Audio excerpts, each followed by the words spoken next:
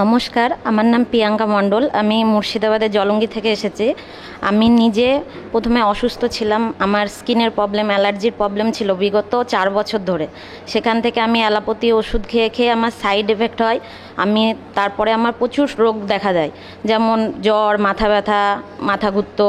তখন আমার দিদি কুন্তি হালদার, উনি আমাকে বলে যে তুমি এই ফিওনা আরোগ্যম সেন্টারে চলো, তোমাকে এখান থেকে সুস্থ করে দেবো। তখন আমি ওখানে যাই, গিয়ে ওখান থেকে প্রথমে সুস্থ হই।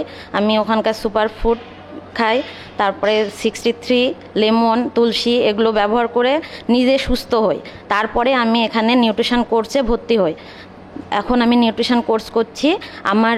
আমি নিজে সুস্থ আছি। বিগত চার মাস ধরে আমার বাড়িতে কোনো রকম অ্যালোপ্যাথি ওষুধ আসে না।